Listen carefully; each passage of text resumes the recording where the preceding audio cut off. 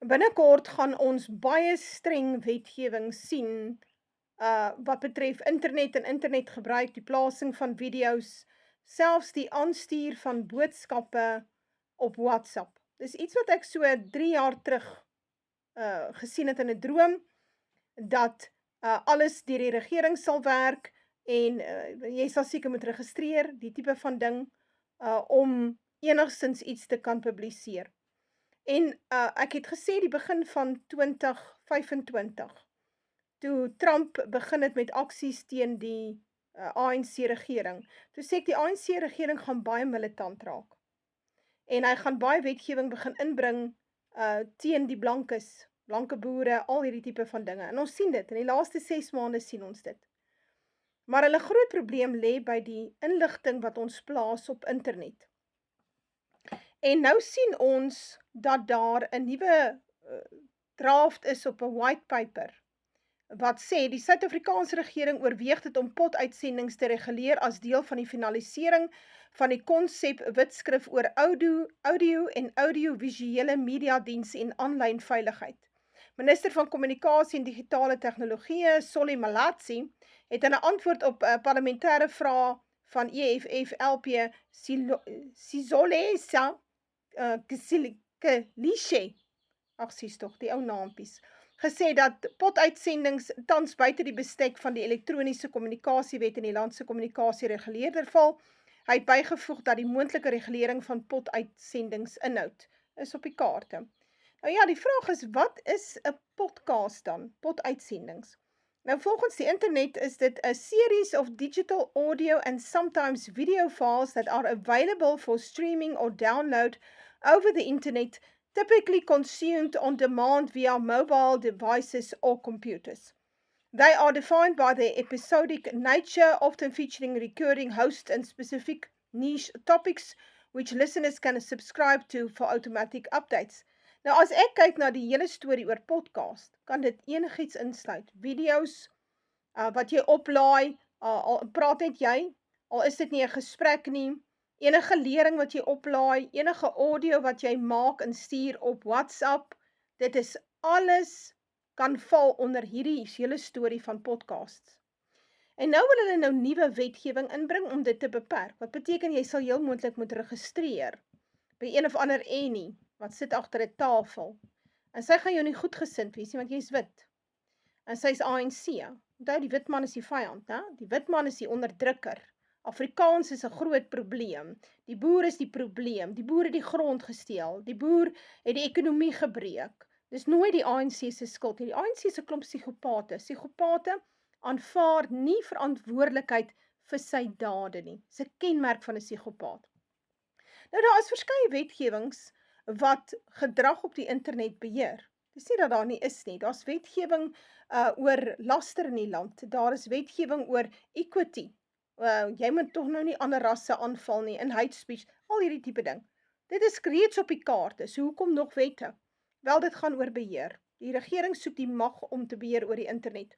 Daar's te veel Afriforum en Solidariteit video's en Suidlander video's en SBB video's en dan is daar 'n klomp Engelssprekendes wat video's maak en dan is daar 'n klomp Jode soos Rob Hertzog wat video's maak waar hy die FSA NAVO-narratief propageer in terme van teenoor die ANC regering. Nou ons almal weet die ANC regering is korrup, dis nou nie dat dit nou 'n geheim is nie. Maar daar is 'n baie sterk beweging op die internet, veral op YouTube en podcasts, om die ANC regering te kritiseer en hierdie inligting dan word dan nou uitgelek aan die buiteland en die idee by die ANC is dat hierdie visuele en audio getuienis van al hulle skades en skandes, al hulle korrupsie, word eintlik teen hulle gebruik deur byvoorbeeld die FSA of iemand anders. En dit maak hulle onrustig, hulle is soos 'n kat op 'n warm singplaat. Maar nou is dit interessant, dat die ANC baie openlik praat teenoor die regses. Hy praat van right-wing imperialism. Nou hier het ek 'n enetjie gekry. Hy sê News24 het berig en dit is op 24 Januarie 2026, dit was met die Lekgotla daar aan Boksburg. het president Cyril Ramaphosa says the ANC and government must take appropriate action to protect South Africans against the rise of right-wing imperialism internationally and on the country's own shores. So, ja, het gaan oor wat die FSA sê en so aan, maar het gaan eintlik oor wat hulle hier in Suid-Afrika sê. So, die regering se skades en skandes mag nie uitgelap word nie. Dit gaan oor die right wing. Dit gaan nie oor die linkses en die liberales nie. Dit gaan nie oor die, wil ek amper sê, die swart man nie, en die swart man se kritiek nie. Dit gaan hier baie oor die blankes. En dan sien ek hier, was ook 'n berigie 7 Desember 2025, ANC oor sy verlies aan wit steun, dis AfriForum se skuld. En dit is ook 'n artikeltjie wat gehardloop het by News24. So die ANC plaas al sy probleme, die skuld van al sy probleme, plaas hy op die right-wing imperialism, wat dit ook nou al mag beteken. Maar dit beteken ons gaan kyk na baie streng wetgewing. En hierdie ding dat jy WhatsApp groepe het, nou dit gaan heeltemal uit die bus uitval. Want dit is reeds so, byvoorbeeld in Zimbabwe, waar jy moet registreer. Dan moet jy 'n betaling doen, soveel dollar. Nou daar is $50 is baie geld in Zimbabwe. Maar jy moet betaal om 'n WhatsApp groep te registreer. En dan moet daar natuurlik iemand wees wat die data content beheer, lyk vir my. Amper iets soos 'n kameraad, 'n Zimbabwe kommunistiese kameraad wat aan die groep monitor. Hoe dit ook al sy, hierdie idee van ons het WhatsApp groepe, ons stuur nuus aan, ons lig mekaar in, want niemand kyk meer SABC, whatever, 1, 2, 3 nie, niemand kyk daarmee nie, dis gemors. Wie kyk nog daarna?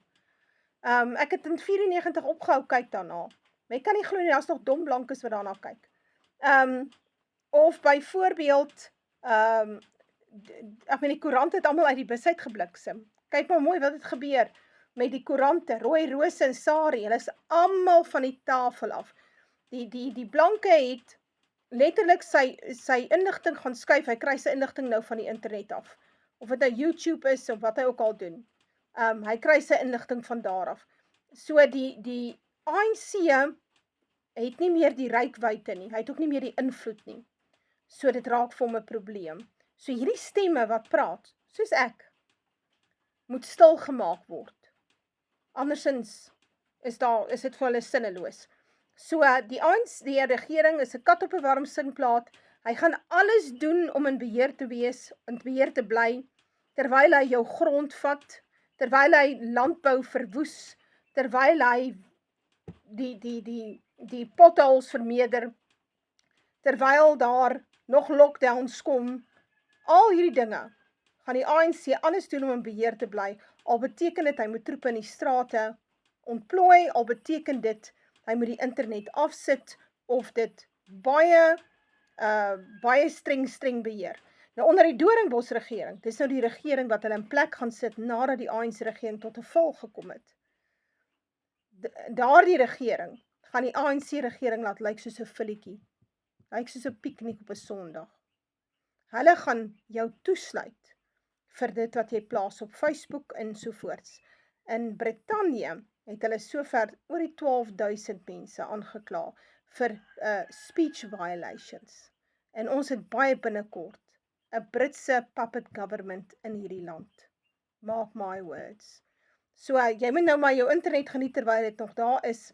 Binnekort sal die wat weet, en die wat nie weet nie, hulle is verlore.